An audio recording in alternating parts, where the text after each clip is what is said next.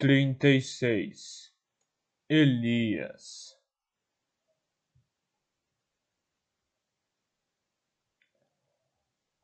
Os sussurros e gemidos incessantes à minha volta se entocam em minha cabeça como vermes carnívoros. Após alguns minutos no bloco de interrogatórios, não consigo tirar as mãos dos ouvidos e considero arrancá-los completamente. A luz das tochas do corredor do bloco vaza através das fendas altas na porta. Tenho apenas luz o suficiente para ver que o chão de pedra frio de minha cela é destituído de qualquer coisa que eu possa usar para abrir os cadeados de meus grilhões. Testo as correntes, esperando por um anel fraco, mas elas são de aço sérrico. Por 10 infernos, minhas convulsões começarão em 12 horas no máximo. Quando isso acontecer, minha capacidade de pensar e me mover será severamente prejudicada. Um elemento Um lamento torturado soa de uma das celas próximas, seguido da fala desconexa de algum pobre bastardo que mal consegue formar palavras. Pelo menos vou praticar o treinamento da comandante. Bom saber que todo o treinamento em suas mãos não foi por nada. Após um tempo, ouço o som de passos arrastados junto à porta e a tranca é virada. O diretor? Fico tenso. Mas é apenas o garoto erudito que o diretor usa para me influenciar. O garoto segura um copo de água em uma mão e uma tigela com pão duro e charque mofado na outra. Um cobertor manchado cai de seu ombro. Obrigado. Bebo a água de um gole. O garoto olha fixamente para o chão enquanto larga a comida, e o diretor a meu alcance. Ele está mancando, algo que não estava fazendo antes. Espere. Eu o chamo. Ele para, mas não olha para mim. O diretor puniu você, mas depois de ele tê-lo, depois de tê-lo usado para me controlar, o erudito poderia ser uma estátua que não faria diferença. Ele apenas fica parado ali como se estivesse esperando que eu dissesse algo que não fosse óbvio. Ou talvez, penso, ele esteja esperando que eu pare de tagarelar para poder responder. Embora eu queira perguntar o seu nome, me forço a não falar. Conto os segundos. 15, 30, 1 minuto. Você não tem medo? Ele sussurra finalmente. Por que você não tem medo? O medo dá poder a ele, digo. É como colocar óleo em uma lamparina. O medo faz brilhar mais, o torna forte. Eu me pergunto se Darren estava com medo antes de morrer. Só espero que tenha sido rápido. Ele me machuca. Os nós dos dedos do garoto estão brancos enquanto ele aperta as mãos contra as pernas. Eu me encolho. Você vê como o diretor machuca as pessoas, e os eruditos em particular. Seus experimentos envolvendo dor são apenas parte disso. As crianças eruditas realizam as tarefas mais vis na prisão. Limpar quartos e prisioneiros depois de sessões de tortura. Enterrar corpos com as próprias mãos. Esvaziar baldes de lixo. A maioria das crianças aqui é composta de servos de olhos mortos que desejam a morte antes dos 10 anos.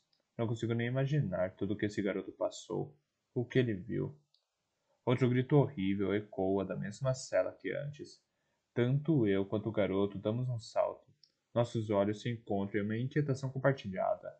Acho que ele vai falar, mas a porta da cela se abre novamente, e a sombra repugnante do diretor cai sobre ele. O garoto sai em disparada, apertando-se contra a porta como um camundongo, tentando escapar da atenção de um gato, antes de desaparecer em meio às tochas bruxuleantes do bloco. O diretor não o poupa de um olhar intenso. Ele está de mãos vazias, ou pelo menos parece. Estou certo de que ele tem algum instrumento de tortura enfiado em algum lugar fora de vista. Por ora, ele fecha a porta e exibe um pequeno frasco de cerâmica, o extrato de Teles. Preciso me segurar para não tentar pegá-lo. Já não era sem tempo. Ignoro o frasco. Achei que você poderia ter perdido o interesse em mim. Ah, Elias. O diretor estala a língua. Você serviu aqui. Você conhece os meus métodos. O verdadeiro sofrimento encontra-se na expectativa da dor, tanto quanto na dor em si. Quem disse isso? Resfolego. Você? O'Brien Dominicus. Ele anda de um lado para o outro, um pouco além do meu alcance. Ele foi o diretor aqui durante o reino de Tiles, o quarto. Leitura obrigatória em Blackcliff na minha época. Em seguida, ergue o extrato de Teles. Por que não começamos com isso?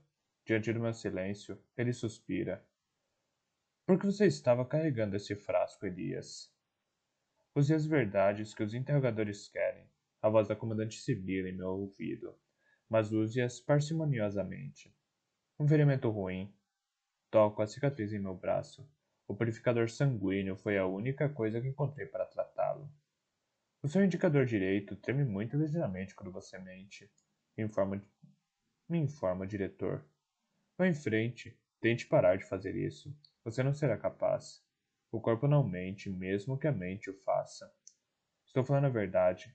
Uma versão dela, de qualquer forma. O diretor dá de ombros e aciona uma alavanca ao lado da porta. O mecanismo na parede atrás de mim range, e as correntes presas às minhas mãos e pés começam a puxar cada vez mais, até que estou grudado contra a parede, meu corpo puxado como um X retesado. Você sabia, diz o diretor, que um único conjunto de alicates pode ser usado para quebrar cada osso de uma mão humana, se a pressão for aplicada de maneira correta? São necessárias 4 horas, 10 unhas das mãos destroçadas e céus para saber quantos ossos quebrados para o diretor arrancar de mim a verdade sobre o extrato de Teles. Embora saiba que poderia durar muito mais tempo, eu o deixo ter a informação. Melhor é pensar que sou fraco. Muito estranho, ele disse, quando confesso que a comandante me envenenou. Mas, a compreensão ilumina seu rosto. Garrus queria a águiazinha fora do caminho para poder sussurrar o que quisesse para quem quer que fosse, sem interferências. Mas não queria arriscar deixá-lo vivo, inteligente. Um pouco arriscado para o meu gosto, mas... Ele dá de ombros. Contorço o rosto de dor para que ele não veja minha surpresa. Durante semanas eu havia me perguntado por que a comandante me envenenara, em vez de me matar de uma vez. E havia finalmente me convencido de que ela simplesmente queria me fazer sofrer. O diretor abre a porta da cela e puxa a alavanca para soltar minhas correntes. Caio agradecidamente com um ruído surdo. Momentos mais tarde, o garoto erudito entra. Limpe o prisioneiro, diz o diretor para a criança. Não quero infecções. O velho inclina a cabeça. Dessa vez, Elias. Vou deixar você jogar. Acho seus jogos fascinantes. A síndrome de invencibilidade que você parece ter. Quanto tempo levará para destruí-la? Sob quais circunstâncias? Será que isso se exigirá mais dor física ou serei forçado a sondar os pontos fracos de sua mente? Tanto a descobrir, estou ansioso para chegar lá. Ele desaparece e o garoto se aproxima, carregando com dificuldade uma jarra de cerâmica e um engradado de frascos retinindo. Seus olhos passam rapidamente por minha mão e se arregalam. Ele se agacha ao meu lado, os dedos tão leves quanto uma borboleta, enquanto aplica várias pastas para limpar os ferimentos. É verdade o que dizem então? Ele sussurra. Máscaras não sentem dor. Nós sentimos dor, respondo. Só nós somos treinados para suportá-la. Mas ele ficou com você por horas. O senho do garoto fica franzido, me fazendo lembrar de um estorninho perdido, sozinho na escuridão, procurando por algo familiar, algo que faça sentido. Eu sempre choro. Ele mergulha um pedaço de pano na água e limpa o sangue em minhas mãos. Mesmo quando tento não chorar, vá para o inferno, Cisélios. Penso em Darren, sofrendo aqui embaixo, padecendo como esse garoto, como eu. Que horror o diretor não desencadeou sobre o irmão de Laia antes de ele finalmente morrer. Minhas mãos ardem por uma cimitarra, mas meu desejo é separar a cabeça de inseto daquele velho do corpo. Você é novo, digo. Eu também chorava quando eu tinha sua idade. Eu lhe ofereço minha mão boa para apertar. Aliás, meu nome é Elias. A mão dele é forte, apesar de pequena. Ele me solta rapidamente. O diretor diz que nomes têm poder. O diretor diz que nomes têm poder. Os olhos, os olhos do garoto passam rapidamente pelos meus. Todos nós, crianças, somos escravo, porque somos todos a mesma coisa. Apesar de que minha amiga, Bi, ela se batizou assim. Eu não vou te chamar de escravo, digo. Você, você quer ter o seu próprio nome? Nas terras tribais, às vezes, as famílias só dão nome às crianças anos depois de elas terem nascido. Você já tinha um nome? Eu nunca tive um nome. Eu me recosto contra a parede, contendo uma careta, enquanto o garoto coloca os ossos de minha mão no lugar. Você é esperto, digo. É rápido, e rápido. Que tal Tess? Pensadez quer dizer ágil. Tess. Ele experimenta o nome. Há um indício de sorriso em seu rosto. Tess. Ele anui. E você? Você não é só Elias. Você é Elias Vetúrios. Os guardas falam que você. Os guardas falam de você quando acham que ninguém está ouvindo. Eles dizem que você foi um máscara um dia. Eu tirei a máscara. Tess, quer fazer uma pergunta. Posso vê-lo criando coragem, mas o que quer que seja, ele a suprime, ouvindo voz.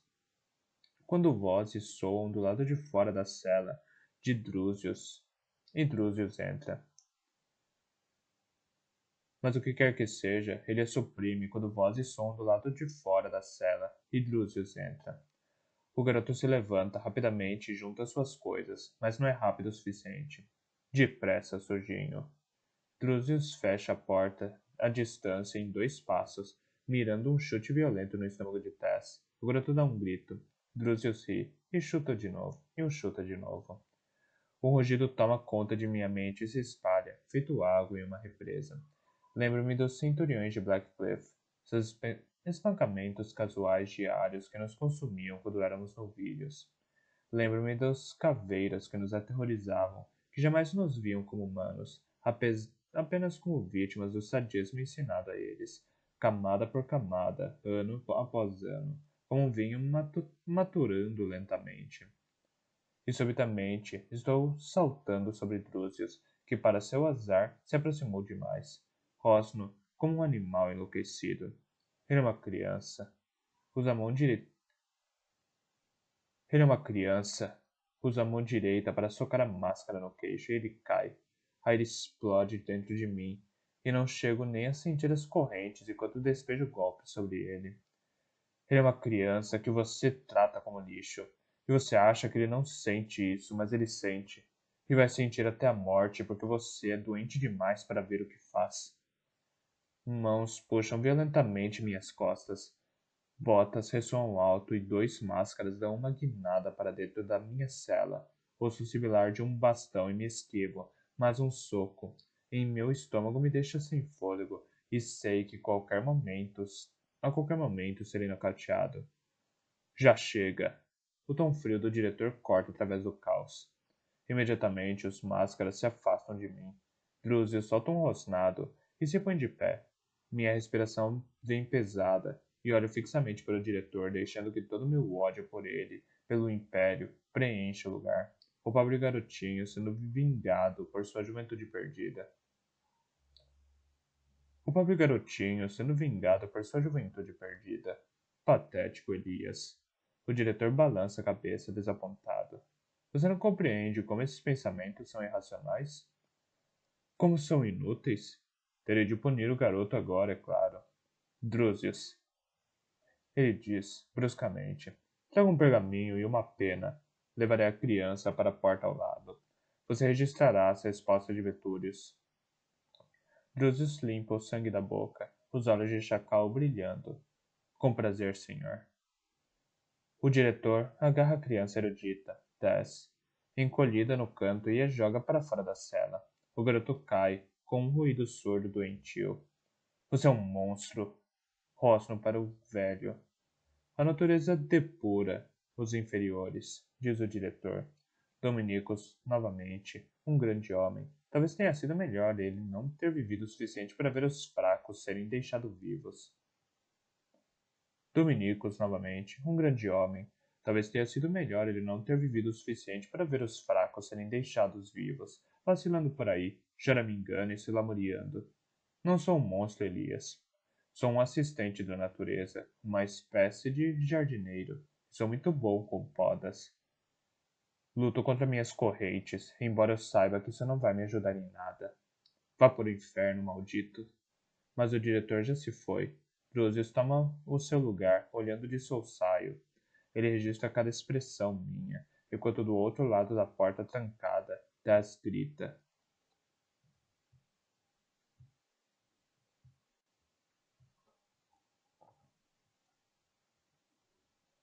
37.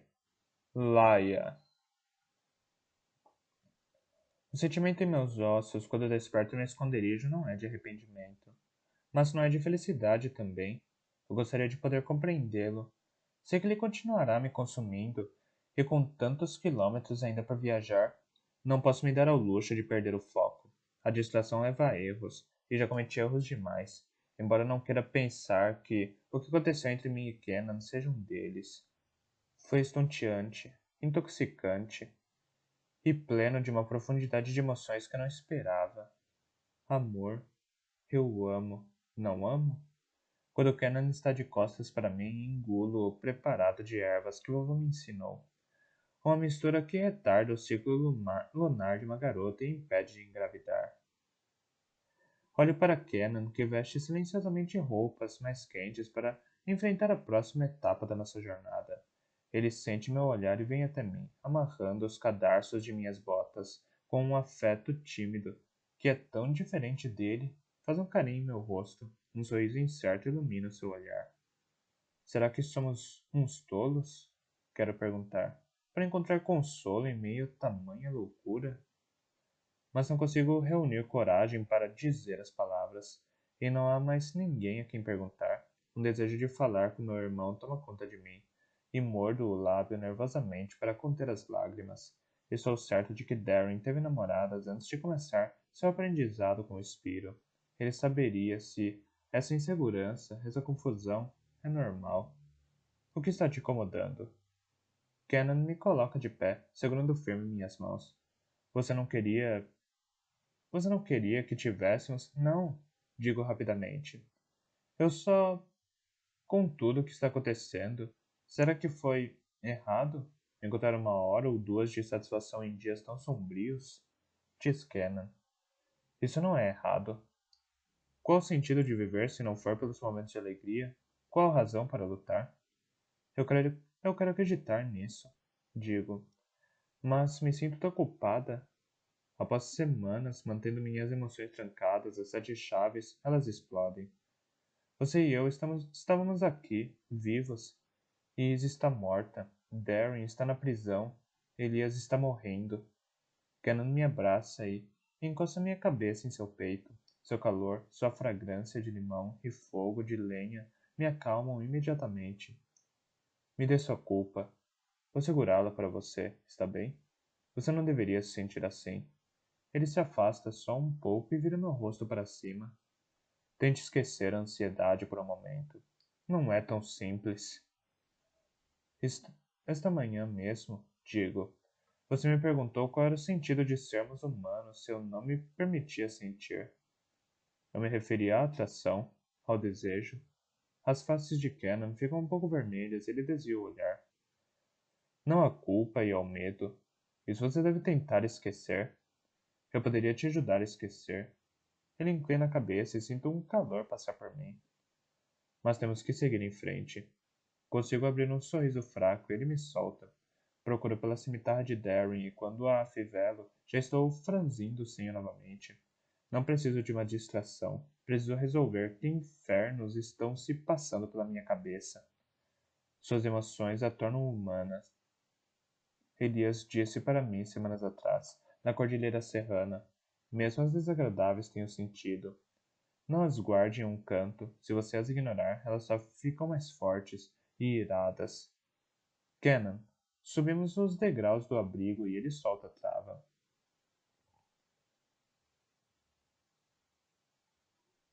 Eu não me arrependo do... Eu não me arrependo do que aconteceu, mas simplesmente não consigo me livrar da culpa. Por que não? Ele se vira para mim. Ouça, nós dois nos sobressaltamos quando a porta do esconderijo se abre com um ranger agudo e enferrujado. Kenan se retesa, arma e mira o arco em um movimento. Não atire! Diz uma voz. A figura ergue uma lamparina. É um erudito jovem de cabelos crespos. Pragueja quando nos vê. Eu sabia que tinha visto alguém aqui embaixo. Ele diz. Vocês precisam partir. O patrão disse que é uma patrulha marcial a caminho. Eles estão matando todos os eruditos livres que encontram. Nós ouvimos o resto. Kenan agarra minha mão e me arrasta pelos degraus noite afora. Por ali, ele anui para a fileira de árvores a leste, além dos dormitórios dos escravos, e começa a correr enquanto o sigo, o pulso acelerado. Passamos pela mata e viramos para o norte novamente, cortando através de longos campos não cultivados. Quando Kenan vê um estábulo, ele me deixa e desaparece. Um cão late, mas o som é subitamente interrompido. Minutos mais tarde, Kenan retorna puxando um cavalo. Estou prestes a perguntar sobre o cão, mas diante da expressão severa em seu rosto, permaneço em silêncio. Há uma trilha que passa por aquela mata mais distante, ele diz. Não parece muito usada, e a neve está caindo forte o suficiente para que nossos rastros sejam encobertos em 1 hora ou 2. Ele me puxa para frente e quando mantenho o meu corpo distante, ele suspira. Não sei o que há de errado comigo, sussurro. Não sei o que há de errado comigo, sussurro. Eu sinto como se não conseguisse encontrar um equilíbrio.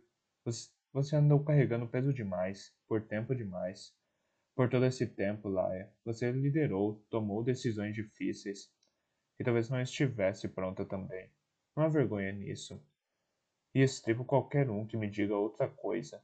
Você já. Você fez o melhor que pôde, mas largue disso agora. Me deixe carregar esse peso para você. Me deixe te ajudar. Confie que eu farei a coisa certa. Já te orientei errado até agora? Balanço a cabeça. Minha inquietação retorna. Você deveria acreditar mais em si mesma, Laia, diz uma voz dentro de mim. Nem todas as decisões que você tomou foram ruins, mas as que importavam, as decisões das quais vidas dependiam, essas foram erradas, e o peso disso é esmagador. Feche os olhos, diz Kenan. Descanse agora.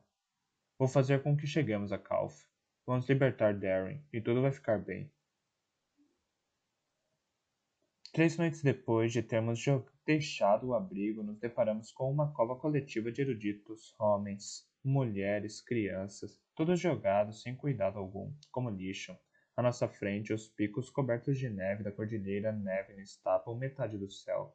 Como sua beleza parece cruel. Eles não fazem ideia da maldade que ocorreu à sua sombra.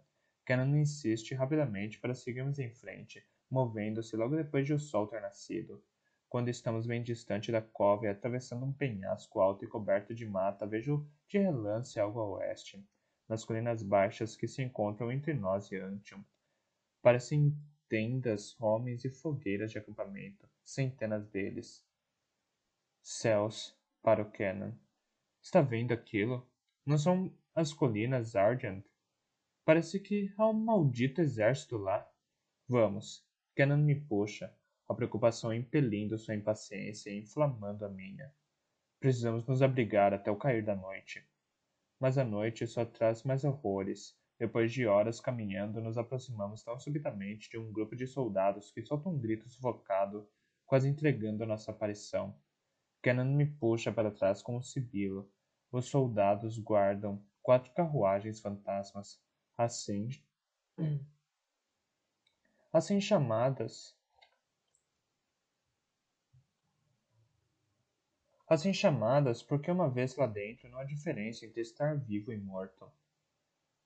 Suas laterais altas e negras impedem que se veja quantos eruditos as carruagens abrigam, mas mãos se agarram às barras na janela de trás. Algumas grandes e outras muito pequenas, mas prisioneiros são carregados na última carruagem enquanto observamos. Penso na cova pela qual passamos anteriormente. Sei o que vai acontecer com essas pessoas.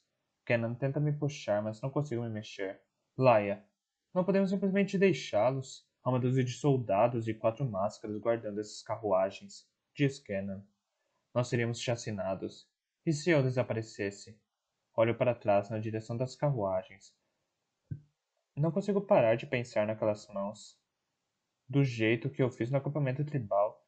Eu poderia, mas se não consegue. Mas você não consegue. Não desde. Kenan estende a mão e aperta meu ombro com em solidariedade. Não desde que Izzy morreu. Ao som de um grito, me viro de volta para as carruagens. Um garoto erudito arranha o rosto da máscara que o arrasta para frente. Vocês não podem continuar fazendo isso com a gente, o garoto grita enquanto Máscara joga na carruagem. Nós não somos animais. Um dia vamos dar o troco. Com o quê? O Máscara dá uma risadinha. Paus e pedras? Nós conhecemos os seus segredos agora. O garoto se joga contra as barras. Você não tem como parar isso. Um de seus ferreiros se voltou contra vocês. E nós sabemos. O desdém deixa o rosto do Máscara e ele parece quase pensativo. Ah, sim. Ele diz em voz baixa. A grande esperança dos ratos. O erudito que roubou o segredo do aço sérrico. Ele está morto, garoto. Solto um grito sufocado e Kenan coloca a mão sobre minha boca, mantendo-me firme enquanto balanço, sussurrando que não posso fazer nenhum barulho, que nossa vida depende disso. Ele morreu na prisão, diz o Máscara, depois de termos arrancado cada fragmento de informação útil de sua mente fraca e miserável. Vocês são animais, garoto. Menos que animais, até. Ele está mentindo. Sussurra Kenan, puxando-me das árvores. Ele está fazendo isso para atormentar aquele garoto.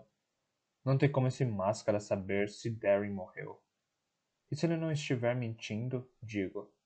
E se Darren estiver morto? Você ouviu falar dos rumores a respeito dele. Eles estão se espalhando cada vez mais, talvez matando Darren e o Império acredite que possa acabar com esses rumores. Talvez, não importa, diz Kenan. Desde que exista uma chance de ele estar vivo, temos que tentar. Está me ouvindo? Temos que seguir em frente. Vamos. Há muito chão para cobrir. Quase uma semana depois de deixar o abrigo, Kenan aparece caminhando penosamente de volta ao acampamento. Dessa vez, montado debaixo dos galhos nodosos e desfolhados de um carvalho. O comandante já chegou até Delphium. O comandante já chegou até Delphinium. Ele diz. Ela chacinou todos os eruditos livres que encontrou no caminho. E os escravos, prisioneiros? Os escravos foram poupados. Os donos, sem dúvida, protestaram contra a perda de propriedade. Ele parece doente enquanto diz isso. Ela limpou a prisão. Realizou uma execução em massa na praça da cidade. Céus. A escuridão da noite parece mais profunda e mais silenciosa de certa forma, como se a morte caminhasse por essas árvores e todos os seres vivos soubessem disso, menos nós. Logo não restarão mais eruditos, digo. Laia, diz Kenan. Ela está indo para Calf agora. Minha cabeça se levanta de sobressalto. Céus, e se Elias não libertou Darren? E se a comandante começar a matar eruditos por lá? Elias partiu há 6 semanas, diz Kenan. Ele parecia bastante confiante. Talvez ele já tenha libertado Darren. Eles podem estar nos esperando na caverna. Kenan estende a mão para a mochila cheia. Tira um pão, ainda quente e meio frango. Vá saber como conseguiu isso. Ainda assim, não consigo me forçar a comer. Você às vezes pensa naquelas pessoas nas carruagens? Sussurro. Você se pergunta o que aconteceu com elas? Você. Você se importa? Eu odeio a resistência, não é? Mas não posso ficar remoendo, Laia. Isso não leva a nada. Mas não é ficar remoendo, penso. É lembrar. E lembrar não é nada. Uma semana atrás, eu teria dito as palavras em voz alta. Mas desde que Kenan tirou o jugo da liderança de mim, eu me senti mais fraca, diminuída, como se ficasse menor a cada dia que passa. Eu deveria ser agradecida a ele, apesar do interior infestado de marciais. Kenan evitou com segurança cada patrulha e grupo de batedores, cada posto avançado e torre de vigia. Você deve estar congelando. As palavras dele são suaves, mas me tiram de meus pensamentos. Olho para baixo, surpresa. Ainda uso a capa negra grossa que Elias me deu, uma vida atrás, e encerra. Fecho a capa junto ao corpo. Estou bem. O rebelde remexe em sua mochila e finalmente tira uma pesada capa de inverno, forrada de pele. Ele se inclina para frente e carinhosamente solta a presilha de minha capa, deixando-a cair. Então envolve meus ombros com a outra e aprende. Kenan não pretende ser maldoso. Eu sei disso. Embora eu tenha me afastado dele nos últimos dias, ele tem sido cuidadoso comigo, como sempre. Mas uma parte de mim quer jogar a capa fora e colocar a de Elias de volta. Sei que estou agindo como uma tola, mas de alguma maneira a capa de Elias me fazia sentir muito bem. Talvez porque mais do que me lembrar dele, ela me lembrava de quem eu era quando estava com ele. Mais corajosa, mais forte, com minhas falhas, certamente, mas sem medo. Sinto saudades daquela garota, daquela Laia, daquela versão de mim mesma que queimava mais reluzente quando Elias Leituras estava por perto. A Laia que cometia erros, a Laia cujos erros levaram a mortes desnecessárias. Como eu poderia esquecer? Agradeço a Kenan em voz baixa e enfio a capa, velha, em minha mochila. Ainda puxo a nova para junto do corpo e digo a mim mesma que ela é mais quente.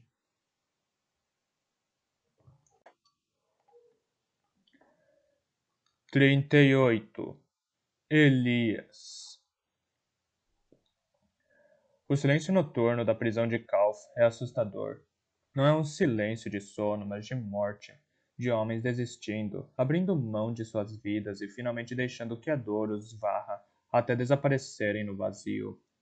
Ao amanhecer, as crianças arrastam para fora os corpos dos que não conseguiram sobreviver. No silêncio, eu me vejo pensando em Darren. Ele sempre foi um fantasma para mim, uma figura que lutamos por tanto tempo para encontrar, e embora eu jamais o tenha conhecido, me sentia ligado a ele. Agora ele está morto. Sua ausência é palpável como um membro fantasma. Quando eu lembro que ele se foi, a desesperança toma conta de mim novamente. Meus punhos sangram dos grilhões que me prendem, e não consigo sentir meus ombros. Meus braços foram estendidos a noite toda, mas a dor é como um entorpecimento, não uma inflamação. Já lidei com piores. Ainda assim, quando a escuridão das convulsões cai sobre mim, como um manto, é um alívio. Mas ele tem vida curta, pois quando acorda no lugar de espera, meus ouvidos estão cheios de sussurros atormentados dos espíritos. Centenas, centenas, milhares, um número grande demais. Séria, a apanhadora de almas me oferece a mão para me levantar. Eu disse para você o que aconteceria naquele lugar. Meus ferimentos não são visíveis daqui, mas ela se encolhe quando olha para mim, como se conseguisse vê-los de qualquer maneira. Por que você não me ouviu? Olhe só para você. Eu não esperava ser pego. Espíritos remoinham à nossa volta, como destroços de um naufrágio girando em uma tempestade. Por céus, Shaiva, o que está acontecendo? Você não deveria estar aqui. As palavras delas não são hostis, como semanas atrás, mas são firmes. Achei que eu não veria você até a sua morte. Volte, Elias. Sinto o puxão familiar em minha barriga, mas luto contra ele. Os espíritos estão agitados? Mais do que o usual, ela se recurva. Há espíritos demais, eruditos, na maioria. Leva um momento para compreender. Eu me sinto doente quando faço.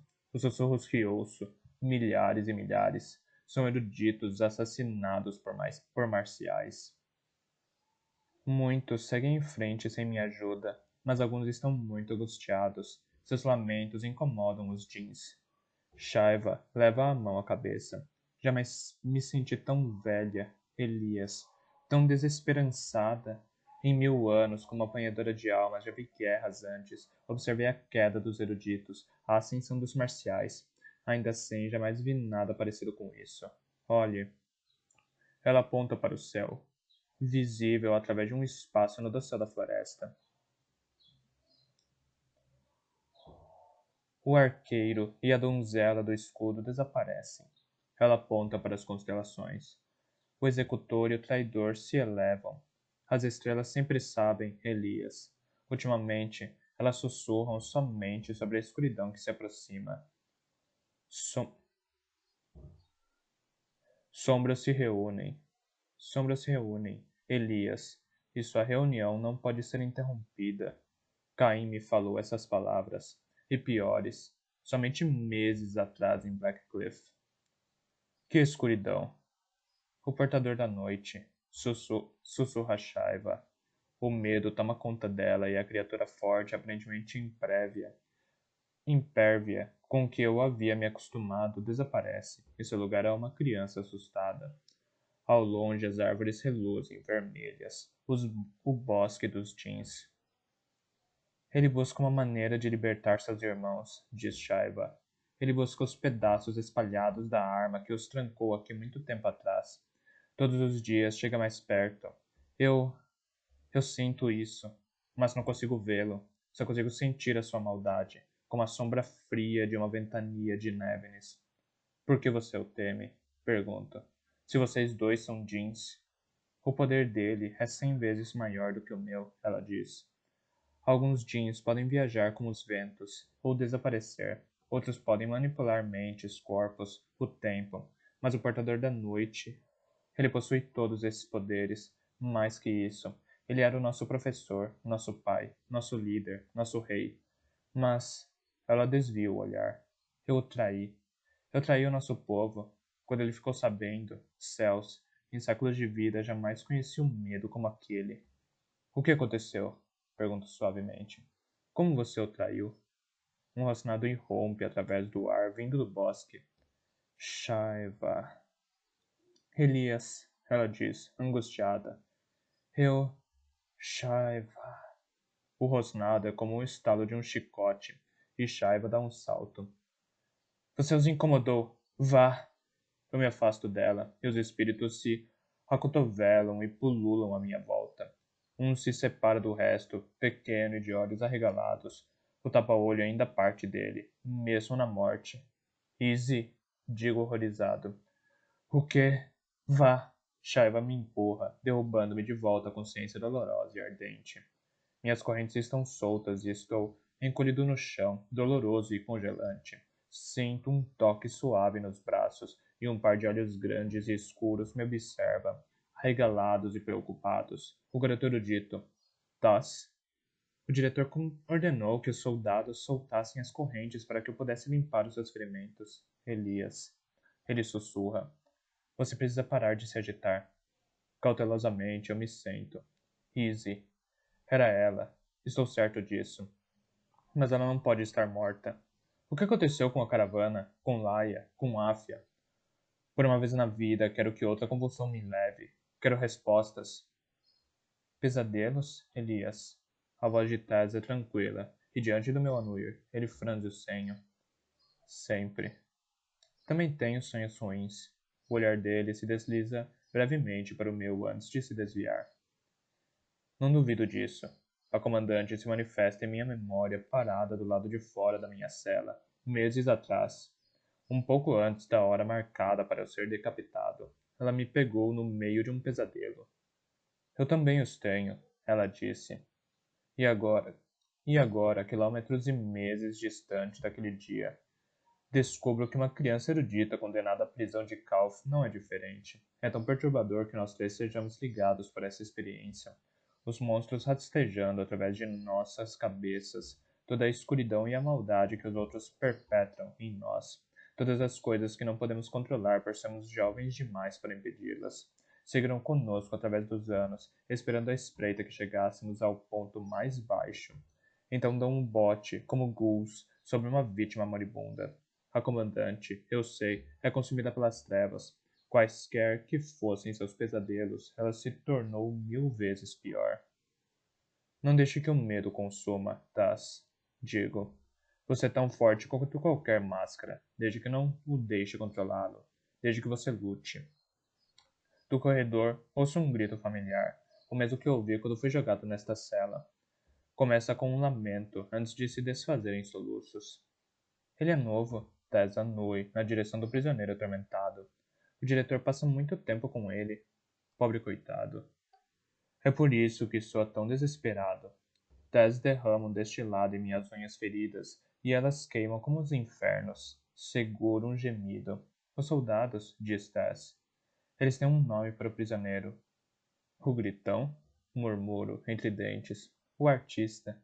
Meus olhos miram imediatamente os olhos de Tess, a dor esquecida. Por que eles o chamam assim? Pergunto tranquilamente. Eu nunca vi nada parecido. Tess desvia o olhar, amedrontado. Mesmo usando sangue como tinta, os quadros que ele pinta nas paredes são tão reais que eu achei que fossem sair vivos da parede. Malditos infernos, não pode ser. O legionário no bloco das solitárias disse que ele estava morto. Eu acreditei nele, tolo que sou. Eu me permito esquecer a respeito de Darren. Por que você está me contando isso? Uma suspeita súbita e horrível me assola. Será Taz um espião? O diretor sabe disso? Foi ele que colocou você nessa? Taz balança a cabeça rapidamente. Não. Por favor, escute. Ele olha de relance para meu punho, o qual percebo está fechado. Eu me sinto doente só de pensar que esse garoto imaginou que eu fosse capaz de machucá-lo, e abro a mão. Até aqui, os soldados falam da caçada ao maior traidor do Império e da garota com quem você viaja, Laia de Serra, e o artista, em seus pesadelos, às vezes fala dela também. O que ele diz? O nome dela, sussurra Tess. Laia. Ele grita o nome dela e diz para ela fugir. 39. Eleni. As vozes no vento me enlaçam, enviando choques de inquietação até o âmago de meu ser. A prisão de Calf, ainda a 3 quilômetros de distância, torna sua presença conhecida através da dor de seus presos. Já era sem tempo, já não era sem tempo. Ferris emerge de dentro da edificação, esperando no posto avançado de abastecimento fora do vale. Ele fecha bem sua capa forrada de pele, cerrando os dentes contra o vento congelante. Estou aqui há 3 dias, águia. Houve uma enchente nas colinas Adjant. Uma viagem que deveria ter levado 7 dias levou 15. Falta um pouco mais de uma semana para Rataná. Infernos, não há tempo. Espero que minha confiança na cozinheira não tenha sido equivocada. Os soldados da guarnição insistiram que dessemos a volta, explico para Ferris. Um inferno de atraso. Ferris pega as rédeas de meu cavalo enquanto apeio. Estranho, ele disse. As colinas estavam bloqueadas do lado leste também, mas eles me disseram que foi uma avalanche. É provável que tenha sido uma avalanche provocada pela enchente. Vamos comer, preparar um estoque e começar a rastrear vetúrios. Uma onda de ar quente da lareira que ruge nos atinge assim que entramos no posto avançado, e pega um assento ao lado do fogo enquanto Ferris fala em voz baixa com 4 auxiliares à sua volta.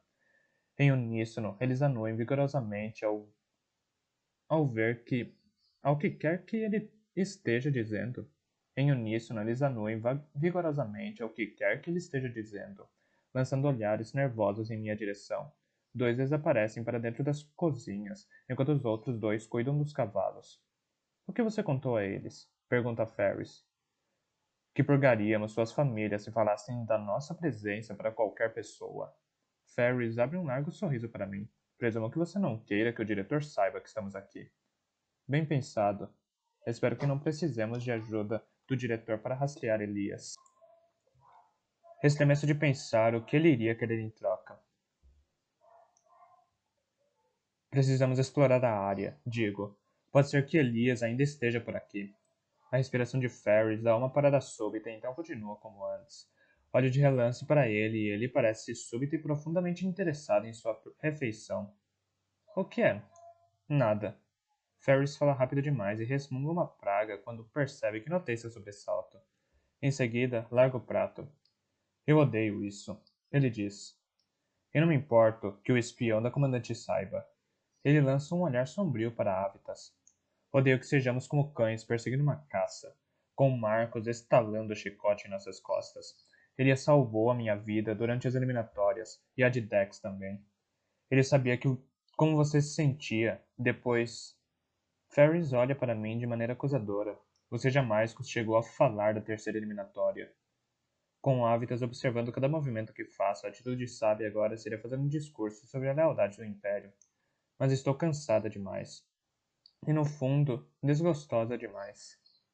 Eu odeio isso também. Olho sem apetite para minha refeição deixada pela metade. Malditos céus, eu odeio tudo isso. Mas essa história não tem nada a ver com Marcos. Tem a ver tem a ver com a sobrevivência do Império. Se é impossível para você me ajudar, então junte suas coisas e volte para Antium. Posso designá-lo para outra missão. Ferris desvia o olhar, o maxilar cerrado. Vou ficar. Silenciosamente, solta um suspiro. Nesse caso, pego meu garfo novamente. Talvez você possa me dizer por que se calou quando eu disse que deveríamos explorar a área em busca de Elias. Ferris resmunga. Maldição, Hel. Você está servindo em Calf na mesma época que ele. Você estava servindo em Calf na mesma época que ele, Tenente Candlan. Você estava servindo em Calf na mesma época que ele, Tenente Candlan. Habitas diz para Ferris. Você não, Águia. Verdade. Elias e eu estivemos em Calf em diferentes épocas, quando éramos 5. Ele ia para algum lugar quando as coisas na prisão ficavam muito pesadas? Há uma intensidade em hábitats que eu raramente vi. Uma fuga? Uma caverna, diz Ferris após um momento. Eu segui uma vez quando ele deixou Calf. Eu achei... céus. Não sei o que achei. Provavelmente algo estúpido. Ele havia encontrado um depósito escondido de cerveja na mata, mas ele simplesmente sentava dentro da caverna e olhava fixamente para as paredes. Acho... acho que ele estava tentando esquecer a prisão. Um grande vazio abre-se dentro de mim quando Ferris diz isso. É claro que Elias encontraria um lugar assim. Ele não seria capaz de suportar Calf sem isso. É tão a cara dele que quero rir e quebrar algo ao mesmo tempo. Não agora. Não quando estamos tão próximos. Leve-nos até lá. Em um primeiro momento, tenho a impressão de que a caverna é um beco sem saída. Ela parece abandonada há anos. Acendemos tochas e vasculhamos cada centímetro. Bem quando estamos prestes a ir embora, vejo um vislumbre de algo brilhando bem no fundo, dentro de uma fissura na parede. Quando vou puxar, quase deixo cair. Por Deus infernos. Ferris pega as bainhas cruzadas e amarradas que estão comigo. As cimitarras de Elias. Ele está aqui. Ignoro o horror que cresce em meu estômago. Você deveria matá-lo. Então finjo que é a injeção de adrenalina caçada. E não, e não faz muito tempo. As aranhas cobriram todo o resto. Levanto a tocha para as teias na fenda. Procuro sinais da garota. Nada. Se ele está aqui, então Laia deveria estar também. E, acrescenta Avitas, se ele deixou tudo isso aqui, certamente não acreditava que ficaria de fora por muito tempo. Fique de vigília, digo para Ferris. Lembre-se, é de Vetúrios que estamos falando. Mantenha a distância, não entre em luta. Preciso ir até a prisão. E me viro para Avitas. Imagino que você vai insistir em vir comigo, certo? Eu conheço o diretor melhor que você. Ele diz, não é inteligente aparecer sem mais nem menos na prisão. Há muitos espiões da comandante lá dentro. Se ela souber que você está aqui, tentará te sabotar. Ergo as sobrancelhas. Quer dizer que ela não sabe que estou aqui? Achei que você tivesse contado a ela. Habitas não diz nada. E à medida que seu silêncio se estende, Ferris se mexe desconfortavelmente ao meu lado. Vejo as mais ligeiras fissuras na fachada fria de Harper. Eu não sou mais o espião dela. Ele diz finalmente. Se eu fosse, você estaria morta a essa altura, porque você está muito perto de capturar Elias. E as ordens dela eram para matá-la, sem chamar atenção quando você estivesse perto disso, para fazer parecer um acidente. Ferris saca a cimitarra. Seu traidor imundo! Ergo a mão para pará-lo e anuo para que Avitas continue. Ele puxa um envelope de papel fino do uniforme. Erva da noite, diz. Proibida no Império. Vá saber onde Carys a conseguiu. Um pouquinho de mata. Um pouquinho mata lentamente. Um pouco mais, e o coração para. A comandante planejava dizer que a pressão da missão foi demasiada para você. Você acha que eu sou assim tão fácil de matar? Na realidade, não. A luz da tocha joga o rosto mascarado de hábitats para a sombra, e por um segundo ele me lembra de uma pessoa que não sei definir. Passei semanas pensando em como eu faria isso sem ninguém perceber, e decidi que não faria.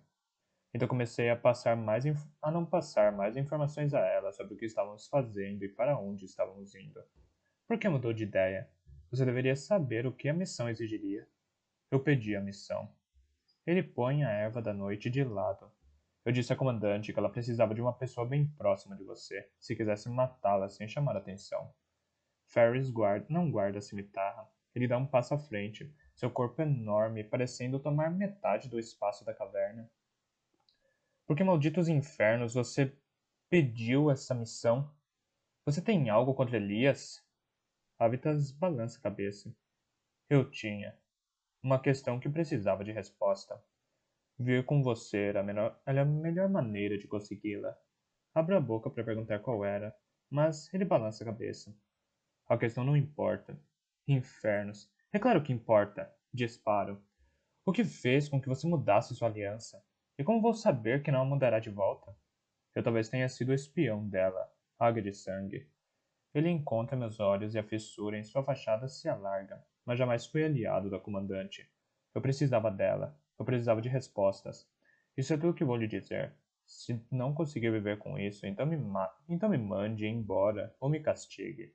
O que lhe convier melhor. Apenas. Ele faz uma pausa. Aquilo é ansiedade em seu rosto? Não vá a Cal falar com o diretor. Mande uma mensagem para ele. Tire-o do seu domínio, onde ele é mais forte. Depois faça o que quiser. Eu sabia que não podia confiar em Harper. Eu jamais havia confiado nele. No entanto, ele abriu o jogo agora. Aqui, onde ele não tem aliados. E eu tenho um a minhas costas. Ainda assim, eu o imobilizo com o olhar. Ele não respira. Me traia, digo, e arrancarei seu coração com minhas próprias mãos. Avitas Anui. Eu não esperaria menos do que isso, águia de sangue. Certo, digo. Em relação ao diretor, não sou uma novilha que ainda faz xixi na cama, Harper. Eu sei como aquele monstro trabalha. Segredos e dor, mascarados como ciência e razão.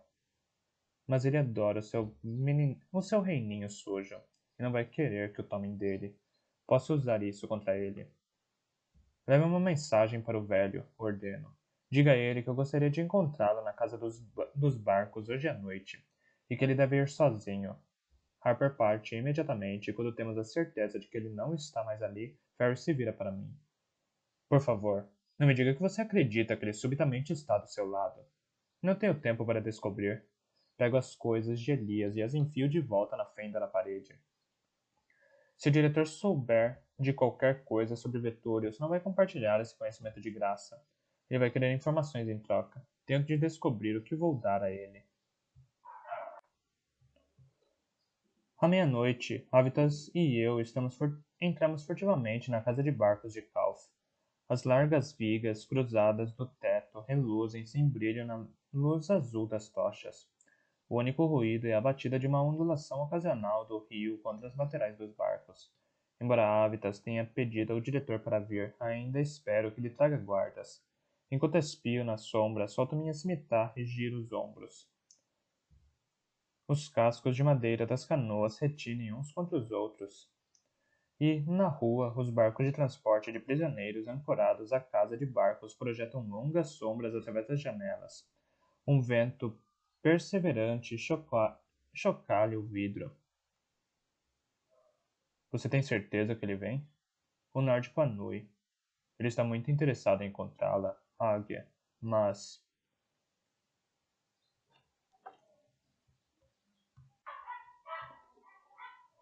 Ele está muito interessado em encontrá-la, águia, mas...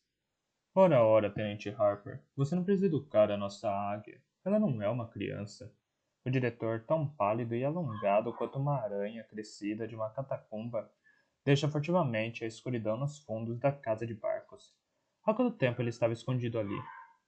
Eu me obrigo a não estender a mão para minha cimitarra. Eu tenho perguntas, diretor.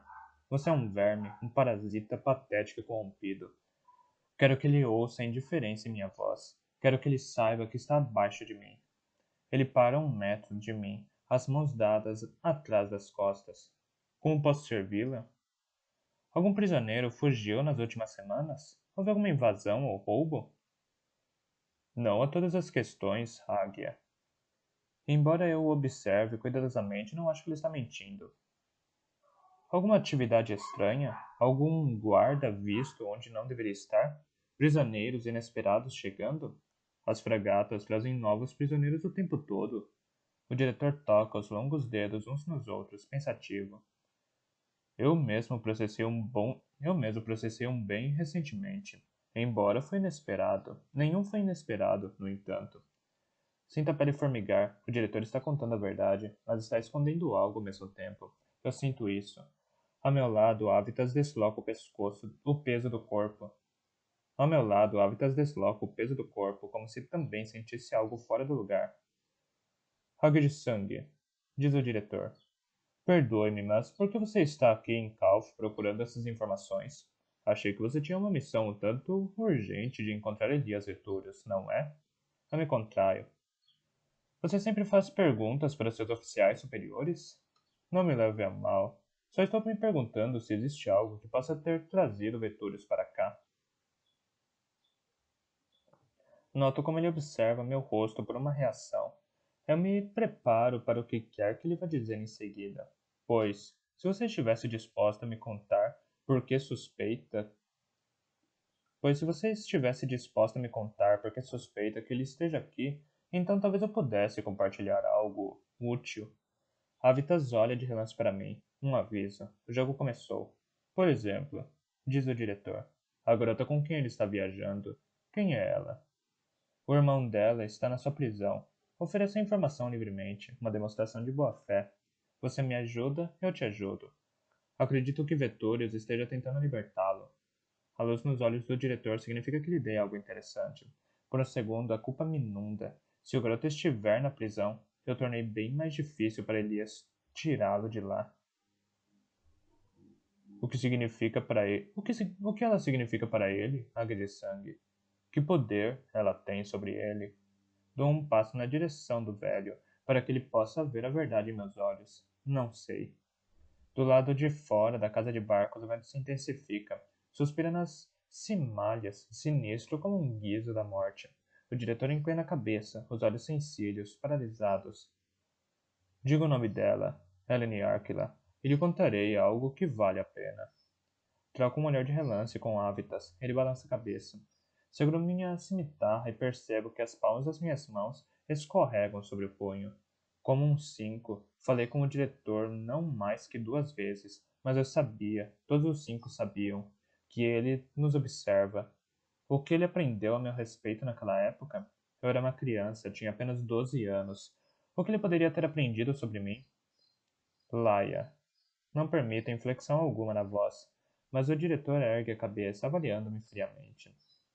Ciúme e raiva, ele diz. E domínio? Uma conexão, algo profundamente irracional, acredito. Estranho. Uma conexão, a cura. O sentimento de proteção que não quero sentir, malditos céus. Ele tirou tudo isso de uma palavra? Disciplina o rosto, recusando-me a deixar que ele saiba o que sinto. Ainda assim, o diretor sorri. Ah, ele disse suavemente. Vejo que estou certo. Obrigado, Águia de Sangue. Você me deu bastante, mas agora devo partir. Não gosto de ficar longe da prisão por muito tempo. Como se Cal fosse uma noiva nova que ele anseia ver. Você me prometeu informações, velho. Digo. Eu já lhe disse o que você precisa saber, Águia de Sangue.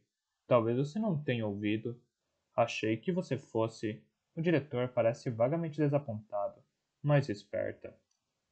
Os passos das botas do diretor ecoam na casa de barcos vazia, enquanto ele vai embora. Quando pego minha cimitarra com toda a intenção de fazê-lo falar, Avita segura meu braço. Não, águia. Ele sussurra. Ele jamais diz algo sem uma razão. Pense. Ele deve ter nos dado uma pista. Eu não preciso de malditas pistas. Afasto a mão de Avitas, desembainhando minha lâmina, e caminho a passos largos ao encontro do diretor. Enquanto avanço, me dou conta da única coisa que lhe disse que arrepiou os pelos da minha nuca. Eu mesmo processei um bem recentemente. Não foi inesperado, no entanto. Vetúrios, digo. Você está com ele. O diretor para. Não consigo ver bem o rosto do velho enquanto ele se vira ligeiramente em minha direção, mas ouço o sorriso em sua voz. Excelente, água de sangue. Não tão decepcionante, afinal.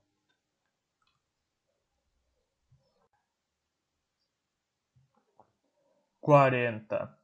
Laia. Kenan e eu nos agachamos atrás de um tronco caído e examinamos a caverna. Não parece grande coisa.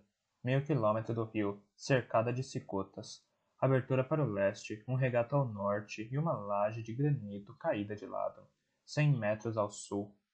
Kenan anui para cada ponto de referência. Não pode ser nenhum outro lugar. O rebelde puxa o capuz mais para baixo. Uma pequena montanha de neve cresce em seus ombros. O vento assovia à nossa volta, lançando pedaços de gelo em nossos olhos. Apesar das botas forradas de lã que Kenan roubou para mim em Delphinium, não consigo sentir os pés, mas pelo menos a tempestade cobriu nossa aproximação e calou os lamentos assombrados dos prisioneiros. Não vemos nenhum movimento. Fecho bem minha capa, e a tempestade está piorando. Estamos desperdiçando tempo. Eu sei que você acha que estou maluco, diz Kenan, mas não quero que a gente caia em uma armadilha. Não há ninguém aqui, digo. Não vemos nenhum rastro e nenhum sinal de qualquer pessoa nessas matas, fora nós. E se Darren e Elias estiverem lá, machucados ou passando fome? Kenan observa a caverna por um segundo mais, então se levanta. Tudo bem, vamos lá.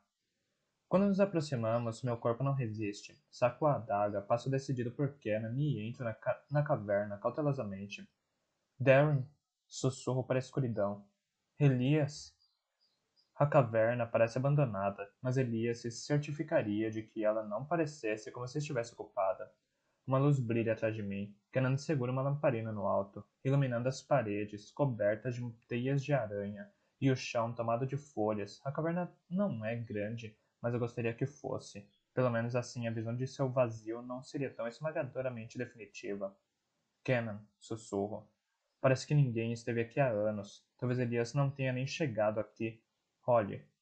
Kenan enfia a mão em uma fenda profunda nos fundos da caverna e tira uma mochila. Pega a lamparina dele, minha esperança se inflamando. Kenan larga a mochila.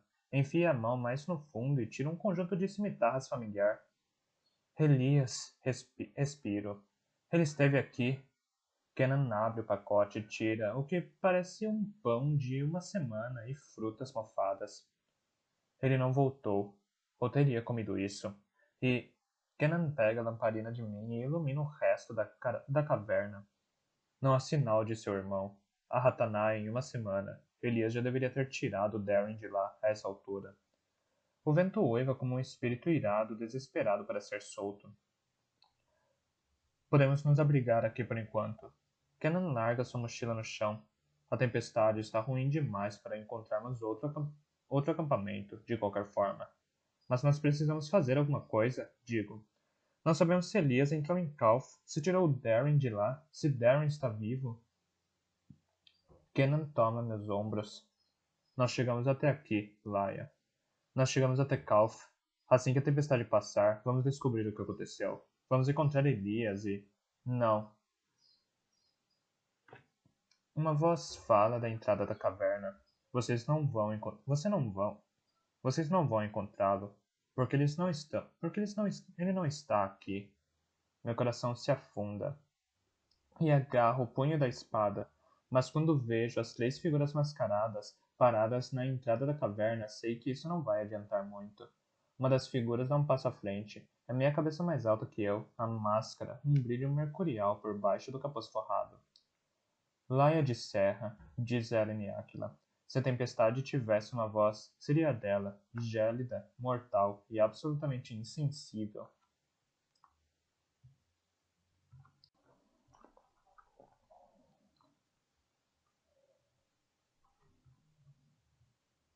Quarenta e um. Elias. Darren está vivo.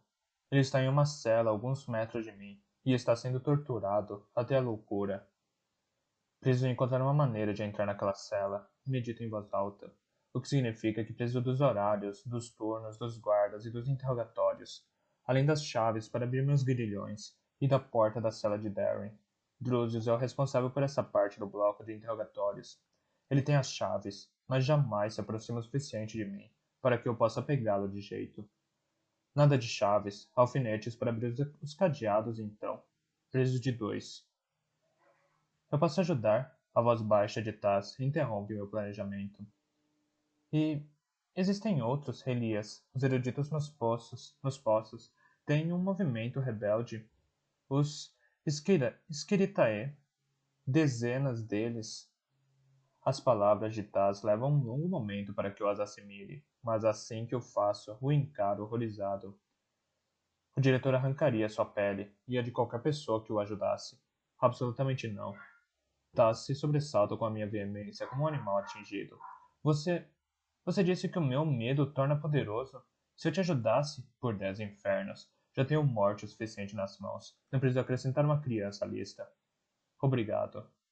Encontro seu olhar diretamente, por me contar sobre o artista, mas não preciso da sua ajuda. Tess recolhe suas coisas e sai sem fazer ruído em direção à porta. Para ali um instante e olha para trás. Elias, muitas pessoas já sofreram por minha causa. Digo, por favor, vá. Se os guardas ouvirem nós dois conversando, vão castigar você. Após a partida de Tess, eu me levanto, cambaleante, e me sobressalto com uma dor lancinante em minhas mãos e pés. Eu me reforço a andar de um lado para o outro, um movimento em que outrora eu nem precisava pensar, mas que na ausência do Teles se transformou em um desafio de proporções quase impossíveis. Uma profusão de ideias passa rapidamente por minha cabeça, cada uma mais extravagante que a outra. Todas exigem a ajuda de ao menos outra pessoa. O garoto diz. O garoto, diz uma voz prática dentro de mim. O garoto pode ajudá-lo. Daria na mesma se eu o matasse pessoalmente, então. Seguro de volta para a voz. Ao menos seria uma morte mais rápida. Preciso fazer isso sozinho. Não só preciso de tempo. Mas tempo é uma das muitas coisas que simplesmente não tenho. Apenas uma hora depois de Tess partir, e sem solução à vista, minha cabeça gira e meu corpo tem espasmos. Maldição, agora não. Mas todas as pragas e palavras duras que dirijo a mim mesmo não servem de nada. A convulsão me derruba, primeiro de joelhos, e então direto para o lugar de espera. Eu deveria simplesmente construir uma maldita casa aqui, murmuro, enquanto me levanto do chão coberto de neve. Talvez pegar algumas galinhas, plantar no jardim. Elias? Iso espia em minha direção de trás de uma árvore, uma versão emaciada de si mesma. Meu coração dói ao vê-la. Eu. Eu tinha esperança de que você voltasse. O olho em volta à procura de Shaiva, perguntando-me por que ela não ajudou Izzy a seguir em frente. Quando eu seguro as mãos de minha amiga, ela olha para baixo, surpresa com o meu calor. Você está vivo? Ela diz Você está vivo? Ela diz sombriamente. Um espírito me contou, com máscara. Ele disse que você caminha no mundo dos vivos e dos mortos, mas não acreditei, Tristas. Não estou morto ainda, digo. Mas não vai levar muito tempo agora. Como você. Ainda ligado perguntar a um fantasma como ele morreu?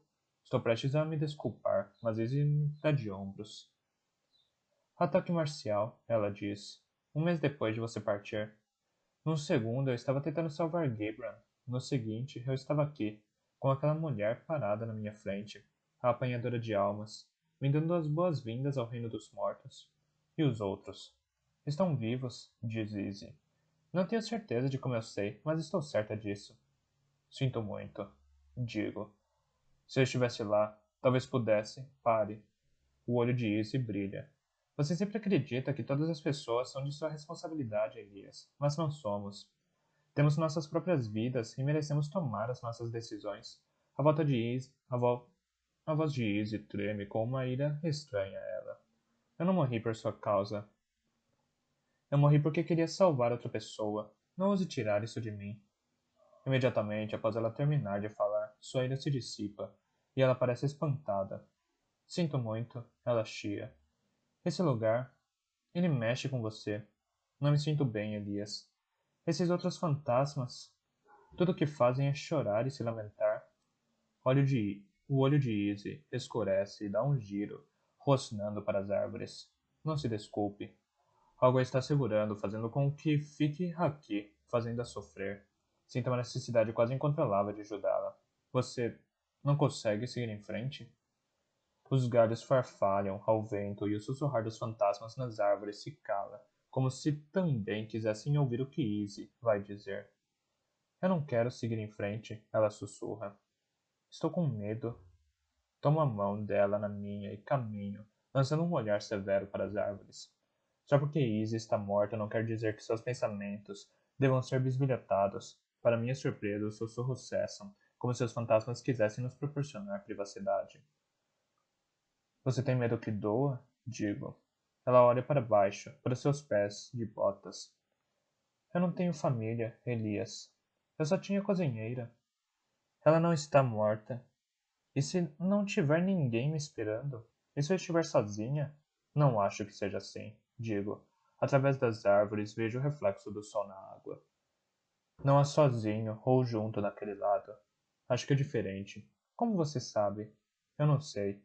Mas os espíritos não conseguem seguir em frente, até terem lidado com o que quer que os amarre ao mundo dos vivos. Amor ou ira, medo ou família. Então talvez essas emoções não existam daquele lado. De qualquer forma, será melhor do que este lugar, Izzy. Este lugar é assombrado. Você não merece estar presa aqui. Espio um caminho à frente e meu corpo avança em sua direção instintivamente. Lembro de um beija-flor de penas claras que costumava fazer seu ninho no pátio de Quinn. Como ele desaparecia, como ele desapareceria no inverno e retornava na primavera, guiado para casa por alguma bússola incognoscível. Mas por que você conhece esse caminho, Elias, se jamais esteve nesta parte da floresta antes? Afasto a questão. Agora não é o momento para isso. Izzy se encosta em mim à medida que o caminho desce para um barranco coberto de folhas secas. A trilha cai subitamente e a deixamos. Um rio lento sussurra a nossos pés. É isso então? Izzy olha fixamente para a água limpa. O sol estranho e abafado do lugar da espera brilha em seu cabelo loiro, fazendo-o parecer quase branco. É aqui que eu sigo em frente? Eu anuo, a resposta vindo a mim como se eu sempre a tivesse conhecido. Só vou embora quando você estiver pronta, digo. Vou ficar com você. Ela ergue o olho escuro para meu rosto, lembrando um pouco mais a velha Izzy. E o que vai acontecer com você, Elias? Dou de ombros. Eu estou legal. Bem legal. Vivo. Sozinho, desabafo. Imediatamente me sinto um tolo. Isa inclina a cabeça e leva uma mão espectral até meu rosto. Às vezes, Elias, ela diz, a solidão é uma escolha. Ela está sumindo nas beiras, partes dela desaparecendo tão delicadamente quanto felpas de um dente de leão. Diga a Laia que eu não estava com medo. Ela estava preocupada. Ela me solta e entra no rio. Um documento está ali, no seguinte, não está mais. Um momento ela está ali, no seguinte, não está mais. Desaparecida antes mesmo que eu erga a mão em despedida. Algo fica mais leve dentro de mim com sua partida, como se um pouco da culpa que me assola tivesse se derretido. Atrás de mim, sinto outra presença, lembranças no ar. O choque das cimitarras de treino, corridas a pé, nas dunas, sua risada nas brincadeiras intermináveis sobre a Hélia. Você poderia se deixar ir também. Não me viro. Você poderia ser livre como ela. Vou ajudá-lo. Você não precisa mais fazer isso sozinho. Você poderia se deixar ir também. Não me viro. Você poderia ser livre como ela. Vou ajudá-lo. Você não precisa fazer isso sozinho. Espero. Tenho esperança, mas a única resposta de Tristas é o silêncio.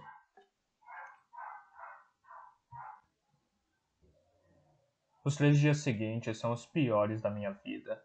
Se minhas convulsões me levam para o lugar de espera, não tomo conhecimento. Tudo o que sinto é dor, e os olhos azul claros do diretor pousados em mim enquanto ele me bombardeia de perguntas. Conte-me sobre sua mãe, uma mulher tão fascinante. Você era um caro amigo da Águia de Sangue. Ela sente a dor dos outros tão intensamente quanto você? Taz, seu rostinho preocupado tenta manter meus ferimentos limpos. Posso ajudar, Elias. Os Escritai também. Drusius me sova todas as manhãs para o diretor. Jamais vou deixá-lo levar o melhor de novo, seu bastardo.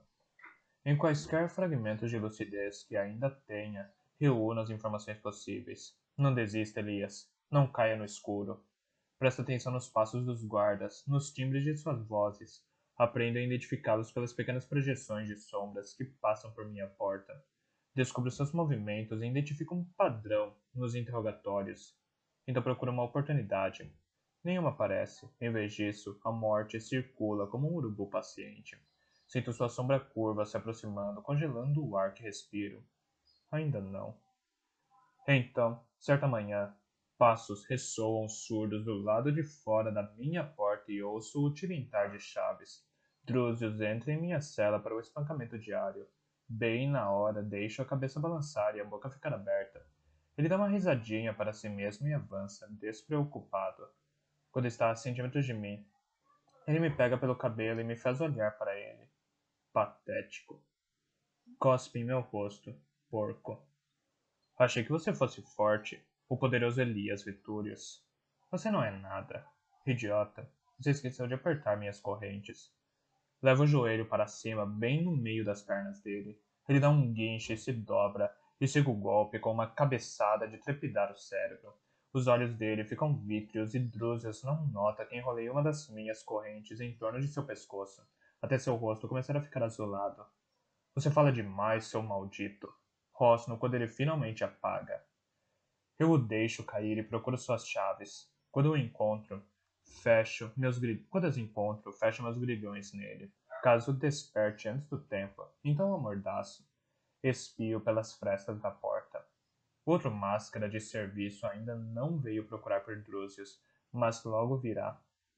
Conto o som dos passos das botas daquele máscara até ter certeza de que ele está bem longe de mim. Então saio furtivamente. A luz das tochas fere meus olhos e eu semicerro.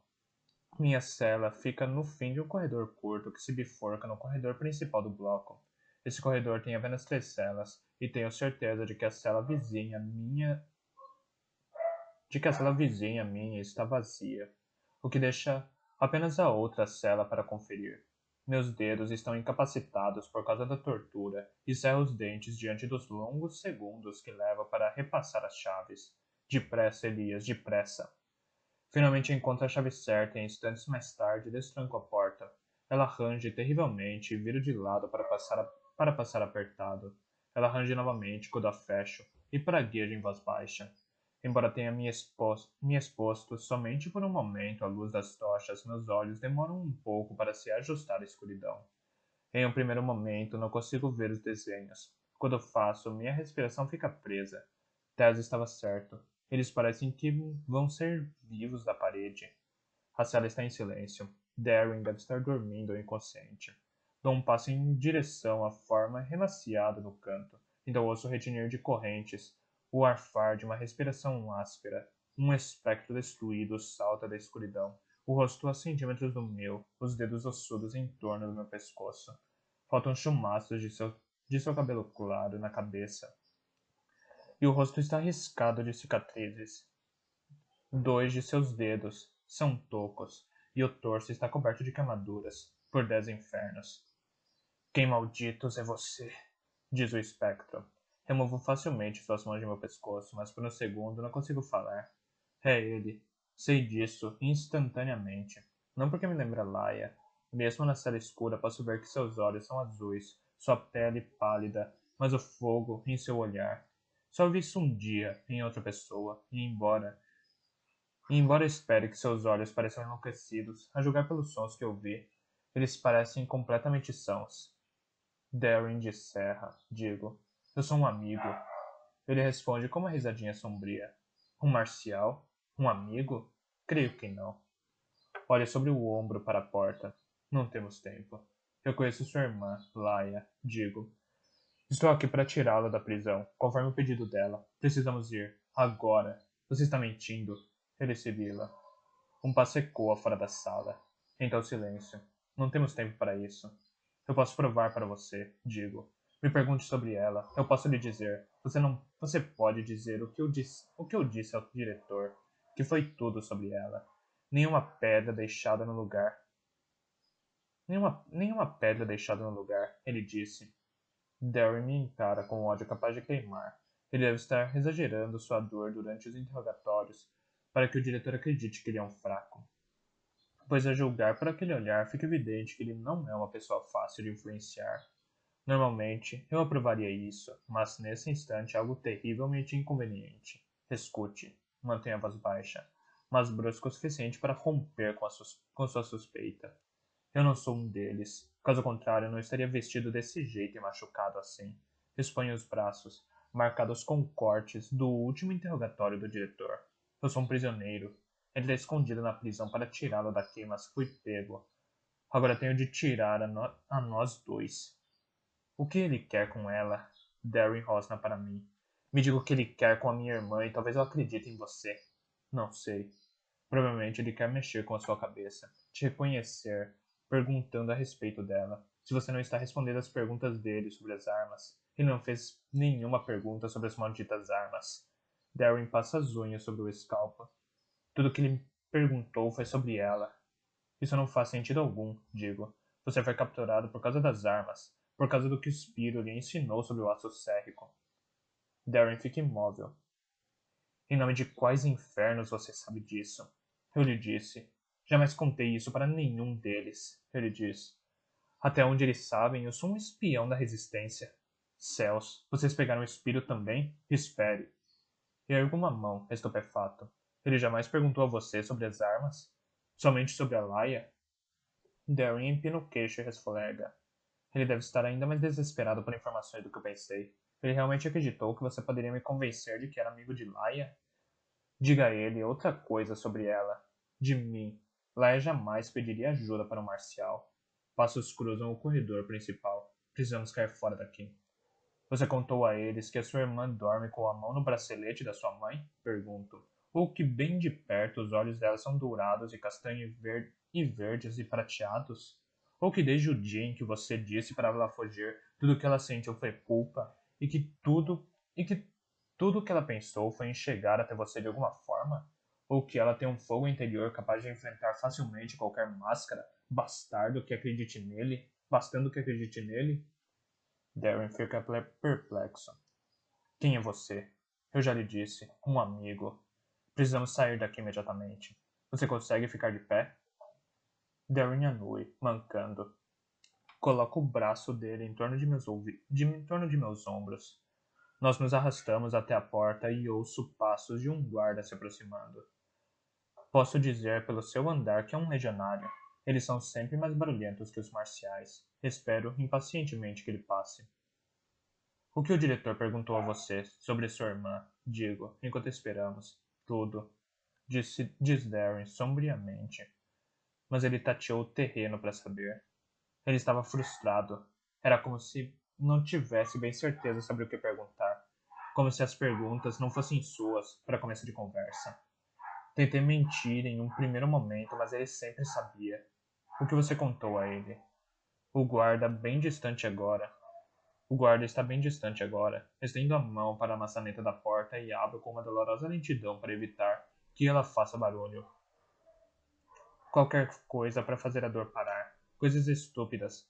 Ela adorava o Festival da Lua, que podia observar o voo das pipas durante horas, que gostava do chá com mel suficiente para engasgar um urso. Sinto como se o chão fosse puxado debaixo dos meus pés.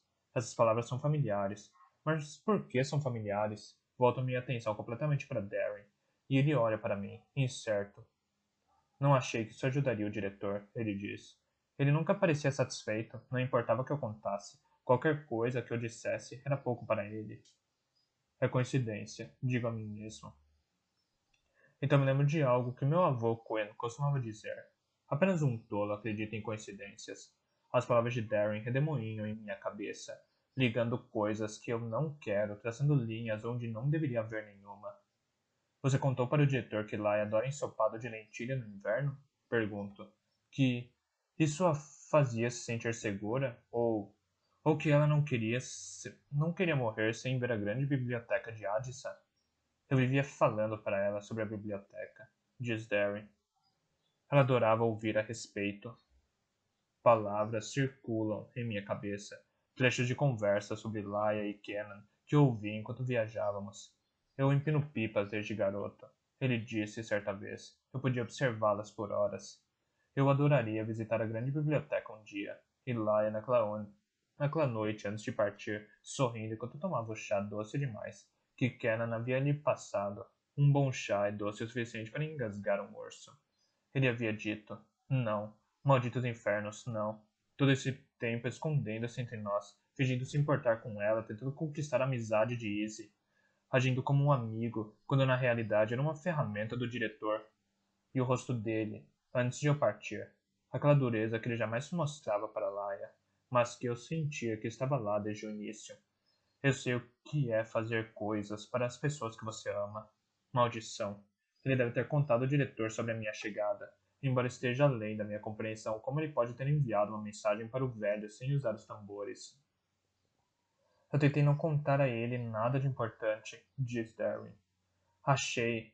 Ele fica em silêncio com as vozes bruscas de soldados que se aproximam. Vejo a porta e retornamos para a cela de Darren até eles passarem. Só que eles não passam. Em vez disso, viro no corredor que dá para esta cela.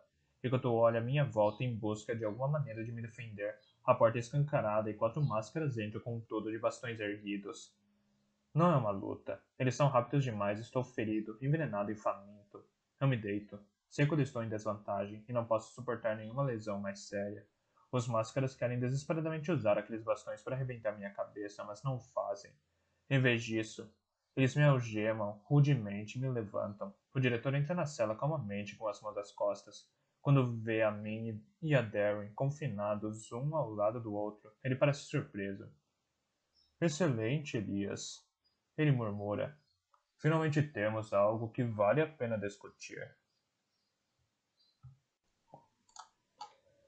Seus homens patrulham o perímetro e seu pavilhão encontra-se no centro do acampamento, com 5 metros de espaço aberto em 3 lados. A tenda fica encostada na muralha lisa de gelo de Calf. Nada de pilhas de madeira, nem carroções, nem um maldito cavalo para usar como cobertura. Paro ao longo da extremidade mais diante do acampamento e anuo para Avitas. Ele tira um gancho de escalada e o lança no pináculo sobre um contraforte, a uns 15 metros de altura. O gancho se prende. Ele me passa a corda e silenciosamente recua sobre seus passos na neve. Quando voltou a 3 metros de altura, ouço o ranger de botas sobre a neve. Eu me viro, esperando ralhar baixo com Avitas por ser tão terrivelmente barulhento. Em vez disso, um soldado surge pesadamente por entre as tendas, desabotoando as calças para se aliviar. Tento pegar uma faca, mas minhas botas escorregadias com a neve deslizam sobre a corda e deixo a lâmina cair. O soldado gira com o ruído. Seus olhos se arregalam e ele toma fôlego para gritar. Maldição! Eu me preparo para saltar, mas um braço se enlaça em torno da garganta do soldado, sufocando-o. Avitas olha para mim enquanto luta com o homem. Vá! Ele pronuncia em silêncio. Rapidamente, passo a corda entre as botas e me puxo. Uma vez no topo, miro um segundo pináculo a uns 10 metros de distância, diretamente sobre a tenda da comandante. Arremesso o gancho de escalada. Quando estou certo de que está firme, amarro a corda em torno da cintura e respiro fundo, preparando-me para descer. Então olho para baixo. A coisa mais estúpida que você poderia fazer, Aquila. O vento congelante me castiga, mas o suor escorre por minhas costas do mesmo jeito. Não vomite, não vomite. A comandante não ficaria grata por você cobrir a tenda dela de vômito.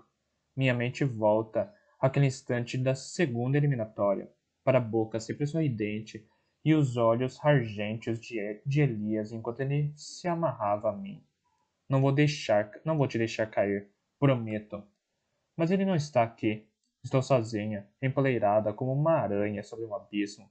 Seguro a corda, testo uma última vez e salto. Ausência de peso. Terror. Meu corpo se choca contra a muralha. Balanço descontroladamente. Fim da linha Áquila. Então, readquiro o controle, torcendo para que a comandante não tenha ouvido minha luta de sua tenda. Desço escorregando na corda, deslizando facilmente para o espaço escuro e estreito entre a tenda e a muralha de Calf. E eu servimos ao mesmo mestre, diretor. É chegada a hora dele. Conceda-me sua influência. Se o nosso mestre quisesse a nossa ajuda, ele teria pedido. Essa conspiração é sua, Caris, não deles, não dele. A voz do diretor soa monótona, mas seu tédio esconde uma profunda cautela. Ele não foi nem perto de tão cuidadoso quando conversou comigo. Pobre diretor, diz a comandante, tão leal e, no entanto, sempre o último a saber dos planos do nosso mestre. Como deve incomodá-lo que ele escolheu a mim como um instrumento da sua vontade.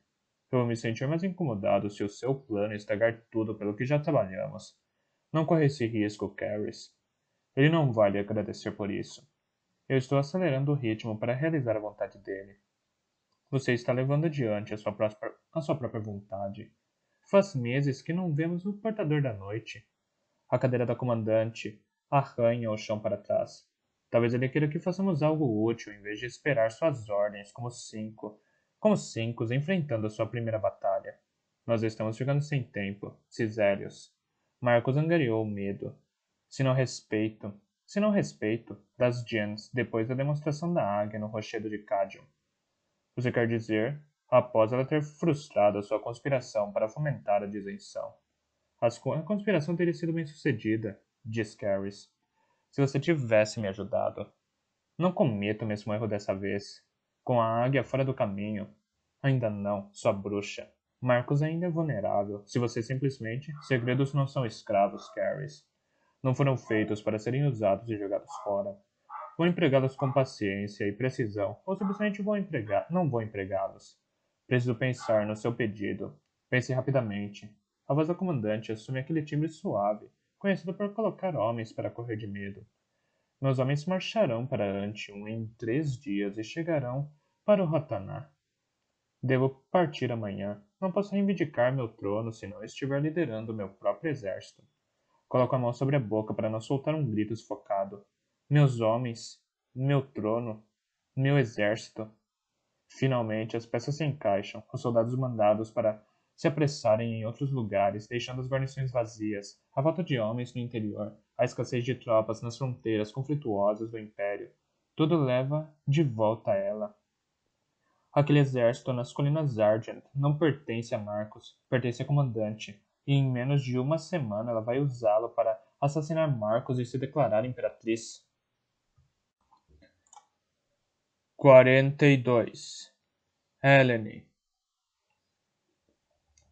O erudito de cabelos ruivos leva a mão à cimitarra, mas para diante do sibilar simultâneo de 2 lâminas que deixam as bainhas. Com um ligeiro deslocamento de peso, ele se coloca cuidadosamente na frente de Laia. Ela dá um passo para o lado, deixando a sombra dele. Seu olhar é formidável. Ela não é mais a garota assustada que curei nos dormitórios dos escravos em Blackcliff. Aquela veia protetora bizarra me toma de assalto. A mesma emoção que senti por Elias em Ur. Estendo a mão e toco seu rosto. Ela se sobressalta, e Avitas e Ferris trocam um olhar de relance. Imediatamente me afasto, mas não antes de ter certeza pelo toque de que ela está bem. Uma sensação de alívio toma conta de mim, e de raiva. A minha cura não significou nada para você? Ela tinha uma canção estranha, essa garota, com uma beleza sobrenatural que arrepiou os pelos da minha nuca. Tão diferente da canção de Elias, mas não discordante. Lívia e Hannah faziam aulas de canto. Como elas chamariam isso? Contramelodia? Laia e Elias são as contramelodias um do outro. Eu sou apenas uma nota dissonante. Eu sei que você está aqui pelo seu irmão, digo, Darren de Serra, espião da resistência. Ele não é um aceno, calando seus protestos. Céus, eu não me importo. Provavelmente você vai terminar morta. Eu asseguro a você que não. Os olhos dourados da garota brilham, o maxilar cerrado. Consegui chegar até aqui, mesmo com todos vocês caçando. Ela dá um passo à frente, mas não cede o terreno. Sobrevivi ao genocídio da comandante. Algumas patrulhas para arrebanhar rebeldes não eram patrulhas? O rosto dela se contorce, horrorizado. Vocês estão matando milhares de pessoas, mulheres, crianças. Vocês têm um maldito exército inteiro estacionado nas colinas Argent, seus bastardos. Chega! O ruivo diz bruscamente, mas eu o ignoro. Minha mente fixa no que Lai acabou de dizer. Um maldito. Um maldito exército inteiro? A cadela de Blackcliff está planejando algo. Dessa vez, é algo grande, garota. Preciso cair fora daqui. Um palpite criou raiz em minha mente. E preciso considerá-lo. Estou aqui por Vetúrios. Qualquer tentativa de resgatá-lo resultará em sua morte. Resgatá-lo, diz Laia categoricamente. Da prisão. Sim, digo impaciente. Não quero matá-la, garota. Então fique fora do meu caminho. Saio a passos largos da caverna para a nevasca pesada. Minha mente a mil. Águia, diz Ferris quando quase chegamos ao nosso acampamento. Não arranque minha cabeça, mas não podemos simplesmente deixá-los vivos para realizar uma fuga ilegal da prisão. Todas as guarnições que tivemos nas terras tribais estavam com escassez de soldados, digo. Mesmo Antion não tinha um regimento inteiro de guardas para as muralhas. Por que você acha que isso está acontecendo? Ferris dá de ombros, perplexo. Os homens foram mandados para as fronteiras. Dex ouviu o mesmo. Mas meu pai me disse em suas cartas que as guarnições das fronteiras precisavam de reforços. Ele disse que a comandante pediu soldados também. Todo mundo está com poucas tropas. Dezenas de guarnições, milhares de soldados, um exército de soldados. Você está se referindo ao que a garota disse sobre as colinas Argent? Desdenha Ferris. Ela é uma erudita, não sabe do que está. Ela é uma erudita, não sabe do que está falando. As colinas têm vales íngremes, o suficiente para esconder um exército dentro delas, digo. E apenas um desfiladeiro para entrar e outro para sair.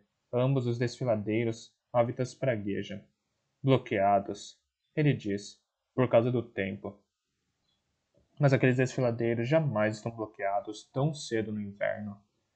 Nós estávamos, nós estávamos com tanta pressa que nem pensamos direito nisso, diz Ferris. Se há um exército, qual é a finalidade dele? Marcos pode estar planejando atacar as terras tribais, digo, ou Mary. Ambas as opções são desastrosas. O Império tem problemas suficientes para lidar com uma guerra de grandes proporções. Chegamos ao nosso acampamento e passo a Ferris as rédeas de seu cavalo. Descubro o que está acontecendo. Vasculho as colinas Argent. Eu ordenei que Dex voltasse a Antion. Veja com quem ele deixa a guarda negra de prontidão. Os olhos de Ferris viram para Avitas e ele inclina a cabeça para mim. Você confia nele? Estarei bem, digo. Vá. Momentos depois de ele partir, uma sombra sai da mata. Minha cimitarra está metade para fora da bainha, quando percebo que é um 5, tremendo e meio congelado. Ele me passa um bilhete silenciosamente. A comandante chega esta noite para supervisionar a escuridão dos prisioneiros eruditos em Calf. Eu e ela nos encontraremos à meia-noite em seu pavilhão. Avitas faz uma careta diante da expressão em meu rosto. O que foi? O diretor, digo, está aparecendo para jogar. À meia-noite avanço como um fantasma ao longo da alta muralha externa de Calf, rumo ao acampamento da comandante. Observo os frisos e as gárgulas que fazem a prisão parecer quase adornada quando comparada a Blackcliff. Avitas me segue, cobrindo nossos rastros. Caris Vetúria ergueu suas tendas à sombra da muralha sudeste da prisão,